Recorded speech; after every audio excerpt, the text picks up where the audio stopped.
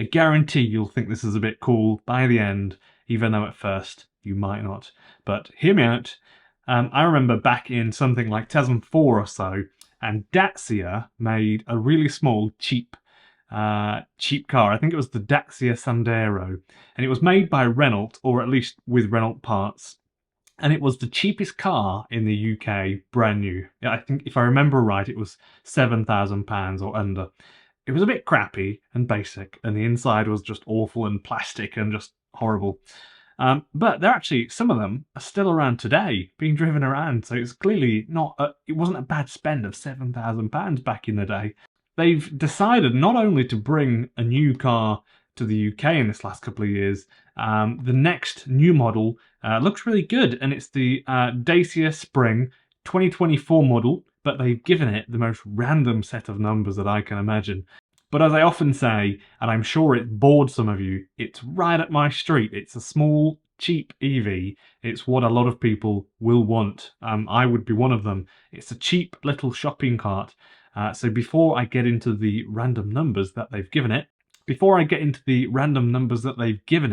thank you very, very much for joining me. I'm Ben Alexander, and it's another beautiful day here in Brisbane, Australia. It's finally cooled down a bit. Winter really is fantastic on the east coast of Australia. It's a nice mix of sun and cool weather, and on a night time it gets down to single figures, so it gets a bit chilly. Solar panels still do really, really good too. 10 kilowatt system on this house here is producing something like 8,000 watts, in the middle of the day, that sort of thing. Pretty much every day. I talk about the latest EV news around the world, and I make videos every single day, so stick around until the end and then let me know your thoughts on it in the comments. I'm not usually a Dacia fan, of course, but you have to agree at the price they're asking for it, £17,800 roughly. It's priced okay, it's decent value for money, and we'll talk about how they've managed to sell it so cheap in a minute. They haven't confirmed UK pricing just yet, but it will be about the same as continental prices. So Netherlands, about £17,800. Those of you in the UK, what do you think about this? What do you think about that price for the Dacia? I'll go through the specs one by one. Something that I really like about it though is that they've given it a small motor, and this is something that I think is perfectly fine. EVs generally are quite punchy, regardless of whatever power they seem to have, and it's not really always necessary. Especially when the demographic of people that will be buying this car most likely are wanting to just go grab a newspaper, maybe some milk, maybe go to the bowls club. They're not wanting fast cars. The BYD Dolphin offers a 70 kilowatt version, which is totally doable. It will feel like a normal car, but quiet. 70 kilowatts, I would probably say, is a reasonable low end. I don't think you'd really want to go too much lower than that, though. It is electric, though, so 70 kilowatts in an electric car will feel a bit more than if it was a petrol or a diesel car. So it's ready to giddy up because it's electric. You can put your foot down, it will go. 33 kilowatts, though, or 44 horsepower in the Dacia Spring is actually not tragic, maybe a little bit tragic, but I bet you it's actually totally fine for a lot of people. And because of the motor and the controller and the battery, don't need to be capable of putting out 150 watts should you ever want to use 150 kilo.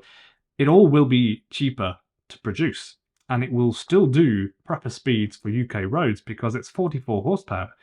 They also do a 66 or something, 65 horsepower version, but it's electric, so it has extra torque, a bit more torque than a petrol or a diesel, of course.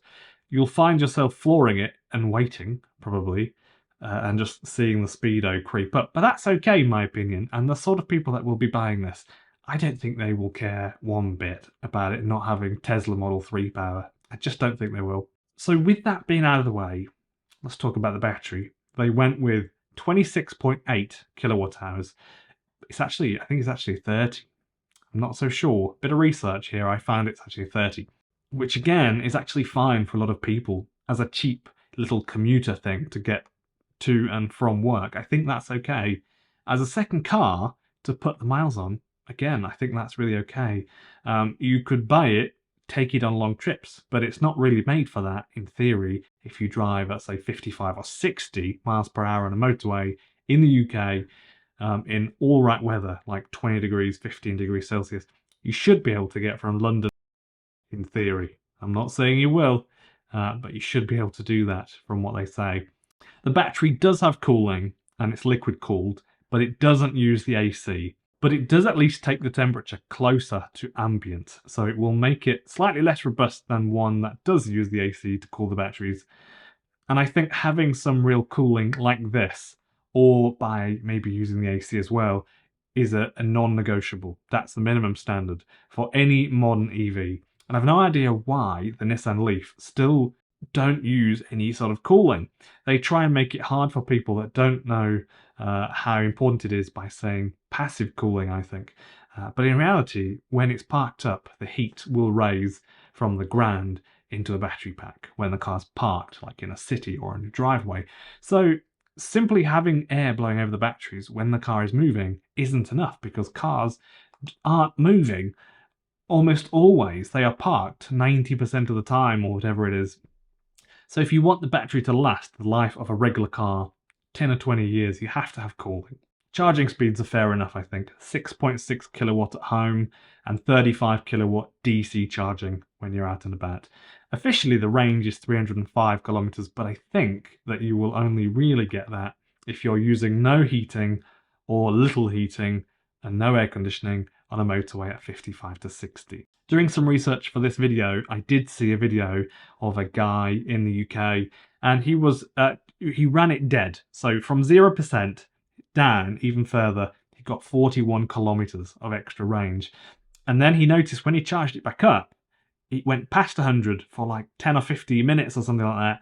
And he got in total just under 30 kilowatt hours of battery charge in it, which is good considering the battery is 26.8 kilowatt hours. So that leads me to believe that they're allowing you to use most, if not all, of the buffer at the top end and the bottom end, which I think is a bit dangerous, but maybe they're doing that so that you'll generally have your 26.8 kilowatt hours of battery range, and then you'll have quite a bit of degradation before you start even going below that 26.8 kilowatt hours.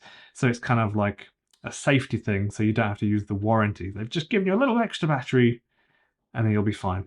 This new model has already had 120,000 orders around Europe. This is the 2024 one.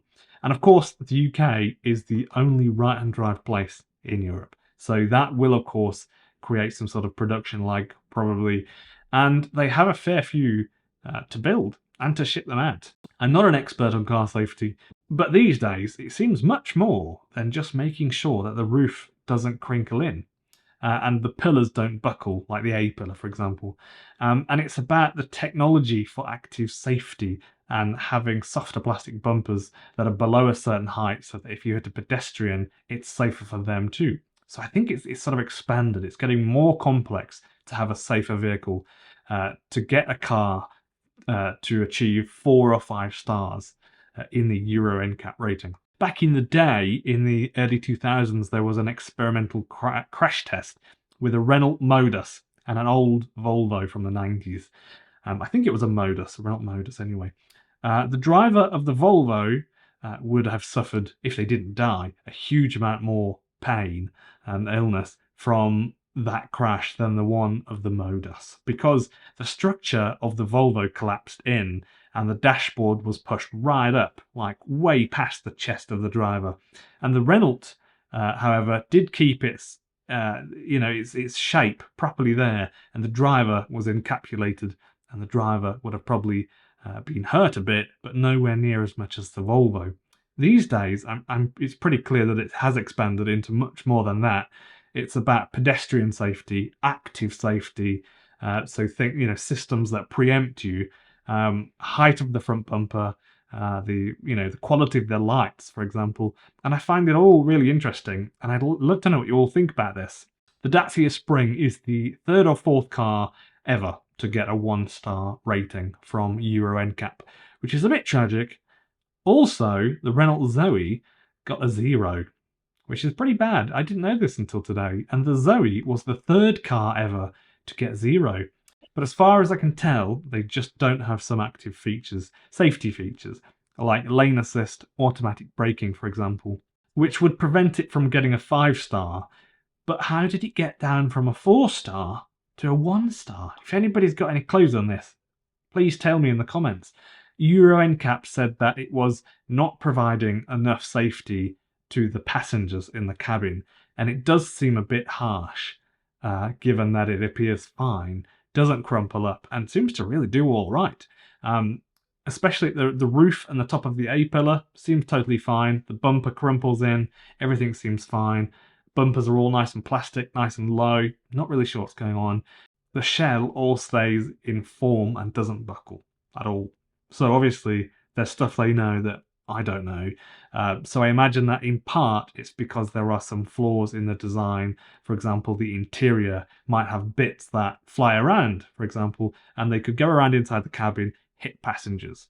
Or it's also to do with maybe the fact that 3 to 4 or 5-star ratings have been getting harder to achieve as technology has improved over recent years.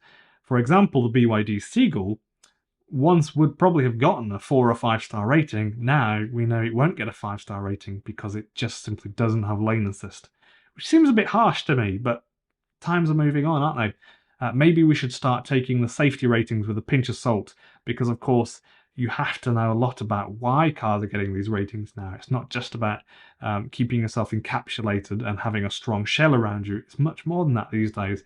And a seemingly safe car could get a 4-star rating because it doesn't have lane assist. But 5 years ago, that same car could have been seen as a perfectly safe car and an industry benchmark. Just 5 years ago. So, I don't know. I just have thoughts on this. Obviously, Euro NCAP are not for profit. They don't take payments from people, and they are beyond thorough. So I totally support what they do. But I can see now it's getting more complicated. So if you've got any thoughts on this at all, let me know. I'm really interested to know. And I will read through the comments and I will read what you say. The reason they can sell the Dacia Spring so cheap is basically because it's Chinese. It's sold in China as the Renault City KZE, and that's not an issue. It just means that it might not be as good as a Toyota or Honda in build quality, but it is a cheap budget car, and I think it's priced accordingly. What do you all think to that? That's my opinion. I'll either get people in the comments saying it's way too expensive, or I reckon you'll just like it. I don't know. It looks okay to me, I think, though. So I would totally consider one if I was in the UK at the moment. And I think it's okay. The range is fine. I wouldn't mind if it got a dent or two. I don't really mind. I also like that they sell it in white. It's a good thing to note that the Tesla Model 2 will be here very, very soon, though.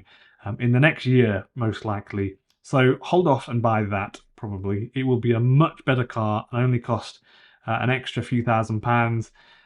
Definitely hold off for a while, at least.